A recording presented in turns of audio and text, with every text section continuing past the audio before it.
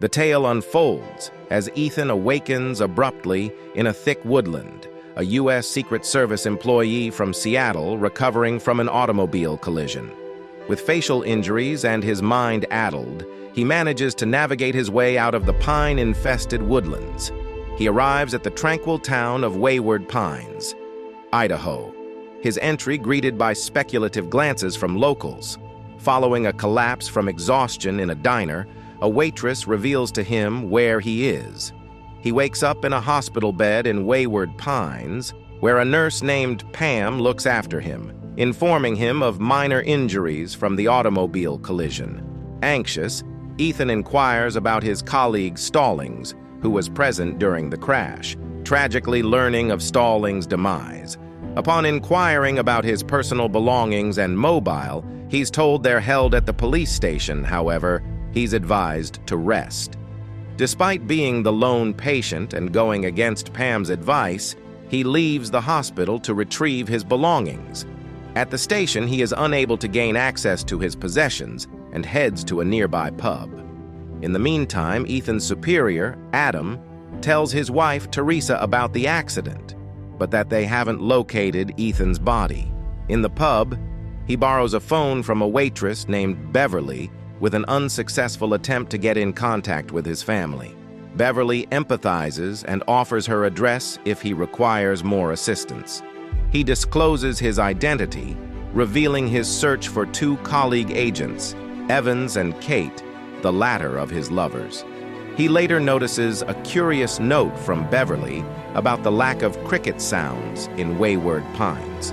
Whilst moving towards the motel, the sounds of crickets filled the air, originating from hidden speakers.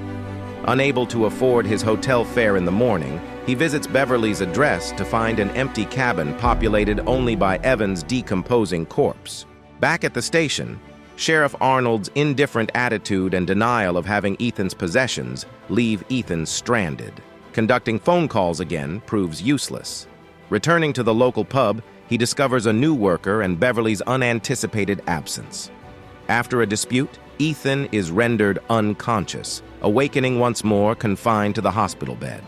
Dr. Jenkins, a psychiatrist, insists on undertaking a procedure due to an alleged blood clot, despite Ethan's objection. Sedated, he's abandoned in the operation room. To his surprise, Beverly rescues him, and they flee the hospital after incapacitating Pam. In an isolated timber hut, Beverly shares her story of arriving in Wayward Pines in 1999, spending a year trying to escape with Evans. Evans tragically loses his life in the process. The protagonist, Ethan, falls into a sedative-induced unconsciousness and reveals to the woman that the year is actually 2014. When he wakes up, Beverly, the woman, has disappeared. Meanwhile, in Seattle, detectives are left puzzled by the lack of evidence relating to Ethan's presence in a car accident. In the peculiar town of Wayward Pines, Ethan discovers a familiar face at a party, Kate, another individual thought to be missing.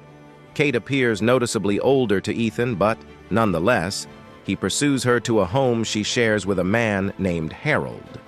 Counter to Ethan's expectations, Kate refutes knowing him and warns him about the surveillance present throughout the town, comprised of covert cameras and microphones. Surprisingly, she reveals having lived in Wayward Pines for the 12 preceding years. This greatly confuses and alarms Ethan, who steals a car in an unsuccessful attempt to leave. He then tries to flee the town by foot, but is stopped by a large electrified wall surrounding the village. The town's sheriff, Arnold, confronts Ethan about the car theft and dismisses Ethan's claims of being part of the Secret Service.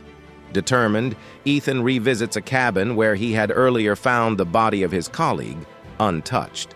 He discovers a cryptic notebook stashed in his late friend's boot, but his investigation is cut short by Arnold's unexpected arrival with a promise of forensic experts coming.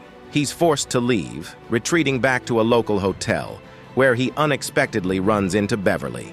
She clandestinely arranges a covert meeting and hands him money, hinting at a plan involving Evans's notebook. Using the cash, Ethan manages to call the Secret Service from a cafe, only to realize that the conversation operator is a sham. He suspects something is amiss when the cashier quickly scoops up the banknote from him.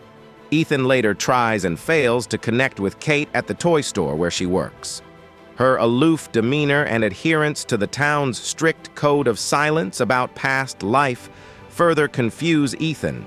He makes an unsettling discovery when he visits Evan's home. According to Evan's wife, her husband had committed suicide and she had no idea who Ethan was. A desperate Ethan confronts Arnold for answers, but Arnold divulges nothing, advising Ethan to remain in the hotel. As the saga continues, Ethan retrieves the notebook from Evan's belongings when he visits the morgue where Evan's body was taken. A shocking revelation awaits him there, when he spots his own wife, Teresa, and their son, Ben, being carried into the hospital on stretchers. But then, they're nowhere to be found. The doctor, Jenkins, warns Ethan of his deteriorating medical condition and insists on immediate surgical intervention. Concurrently, back in Seattle, Teresa becomes distressed about Ethan's unknown location, causing their son, Ben, to grow suspicious. Ethan's baffling disappearance spirals into a tense whodunit when he allegedly flees with Kate, his whereabouts concealed even from Adam during their clandestine contact. The suspense intensifies as Ethan deciphers the enigmatic plexus of the town, his situation becoming perilous with each passing minute. At their covert meeting place in the pine forest, Ethan rendezvous with Beverly, who discloses the shocking revelation that he's been fitted with a tracking device covertly. Beverly exposes further horrors. Sheriff Arnold had ordered a public execution of Evans, a horrifying spectacle for the townsfolk. Despite an unsettling unease, Ethan accepts an invitation from Kate, rendezvousing at her domicile for supper. Careful not to rouse suspicion due to potential surveillance, he leaves the dislodged tracking chip on his hotel bed and apprehensively embarks on a quest into Pine Forest. Following clues indicated on Evan's map, he retrieves a concealed package successfully. Yet, while away, Ethan perceives Arnold firing a gunshot towards Kate's home, alarming Beverly, who sat at the dinner table filled with fear. In smoke and mirrors, they evade the now alerted populace. Ethan instructs Beverly to secure the agent's package while he distracts the townsfolk. Unfortunately, the townfolk capture Beverly, and subsequent events echo a nightmarish public execution, watched by a shocked Ethan, hidden nearby. Simultaneously, Teresa, Ethan's wife, and their son, Ben, are in Idaho to investigate Ethan's perplexing disappearance. After arriving at the Secret Service field office in Boise, Idaho, the last known location of Ethan, Teresa stumbles upon vital clues leading to Wayward Pines. However, they're halted in their tracks by Sheriff Pope, who wreaks havoc on their car under the pretense of resolving an oil leak. Morning unveils a telltale sign. Ethan stumbles on a supply truck, a link to the external world. Concealing himself in the truck's cargo area, he finds himself in a bustling warehouse littered with abandoned vehicles, including one that belongs to his wife, Teresa. Stuffed inside the car, he finds her belongings along with Ben's, adding another layer of intrigue to his ongoing ordeal. The plot takes a dramatic twist just as Sheriff Arnold reappears, attacking Ethan and rendering him unconscious. He later awakens in an infirmary, the reality eerier than ever. Despite his skepticism, Ethan is informed by a nurse that his family, his wife Teresa and their son Ben, have been relocated to Wayward Pines, where they took residence in Beverly's old house. Overwhelmed with a concoction of relief and fear for their safety, Ethan ventures to see his family, sternly advising Teresa to avoid unnecessary contact with others and be alert of the intrusive watchfulness of the town. He takes his concerns to the law enforcement, confronting the police officer Arnold and nurse Pam, demanding the reason for his family's strange relocation. Arnold defends it as a move made for their joy, an explanation that Ethan rejects and angrily demands more clarity. The escalating dispute is broken off by an unexpected phone call, suggesting Arnold is merely being manipulated by some unseen figure orchestrating a grand scheme. Upon leaving the police station, Ethan crosses paths with Dr. Jenkins. Dr. Jenkins suggests he puts an end to any plans of fleeing, but Ethan firmly disagrees, insisting Wayward Pines isn't where he belongs. Searching for more clarity, he arranges a secret meeting with Kate in the shield of the pine forest, escaping the town's ever-watchful cameras. But his son Ben unexpectedly follows and witnesses the meetup. This prompts him to race back to break the news to Teresa. His homecoming is panic-stricken when he finds his family vanished with only Teresa's wedding ring left behind. His frantic search leads him to the isolation wall, where he locates his family under gun threat by Arnold. The confrontation escalates and is broken off by Ben swerving a car into Arnold. Arnold's last words as he lay dying cryptically caution Ethan that the reality is even more terrifying than his suspicions. Ethan manages to escape with his family after snatching the isolation wall's key from Arnold. However, a bizarre figure appears from the opened gate, accompanied by an eerie sound, grabbing Arnold's lifeless body. Ethan hastily shuts the gate and heads home with his family.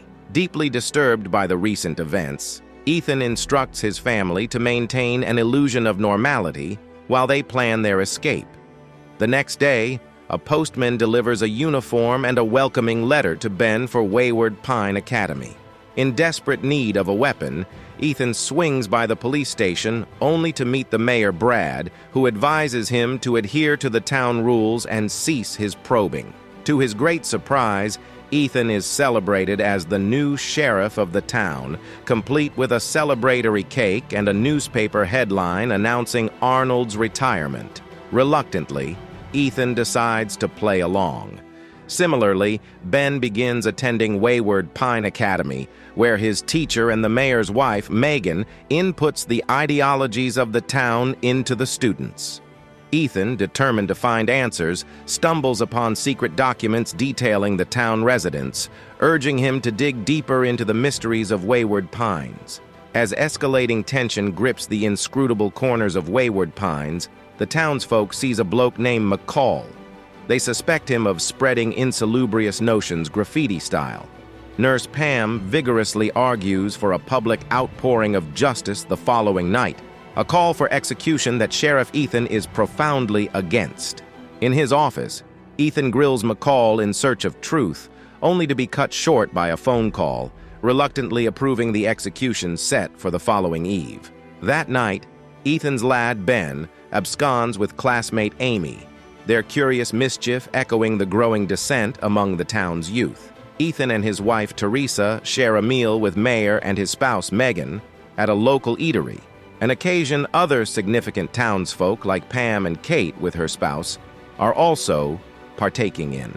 Subsequent celebrations mark Ethan's ascension as sheriff, and though Pam lauds his appointment, she emphasizes that the enforcement of the town's rigid laws is paramount. Haunted by his new responsibilities, Ethan swears to unveil the actual wickedness lurking within Wayward Pines. Post-dinner, Teresa is asked to head home, whilst Ethan plots illicitly to aid McCall's prison break.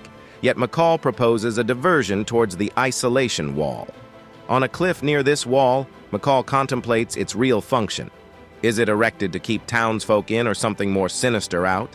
In a fit of despair, McCall latches on to Ethan and then dashes towards the electrified wall, his life claimed by his audacious attempt at freedom. Teresa, in a meanwhile, is offered a job at Wayward Pines Realty Associates, McCall's old workplace. Resolute to escape Wayward Pines, Ethan arms himself and successfully scales the cliff, only to realize he's under the watchful gaze of an odd figure who later attacks him, leaving him injured before the dawn. Ethan readies to traverse the pine forest towards the nearest city as daylight emerges, in search of aid. In the town, Ben finds his new school disturbingly ideal, and Teresa begins her new job. She's tasked with assisting a flustered newcomer, Wayne, who seems baffled and unsettled. Sensing mutual experiences, Teresa offers assistance and subtly probes into his past, only to be interrupted by Pam. In a strategic move, Teresa later reveals Wayne about Wayward Pines' surveillance system under the cover of a rumbling dryer noise during a supposed house tour. Wayne divulges to her that he woke up in a chamber surrounded by others, a memory that mirrors her own. Simultaneously, Ben and two other new pupils are summoned to an all-white room for an orientation session with Megan, suggesting a more profound conspiracy at play. Maintaining an aura of mystery, the session unfolds with hints of concealed knowledge soon to be revealed about the strange happenings in Wayward Pines. The instructor, Megan, brings forward a shocking portrayal of a ghastly, hairless humanoid beast familial to humans. This predominant creature is referred to as Abby, a name derived from the term aberrant. Megan explains how these aberrant beings, or Abbies, form packs and roam around.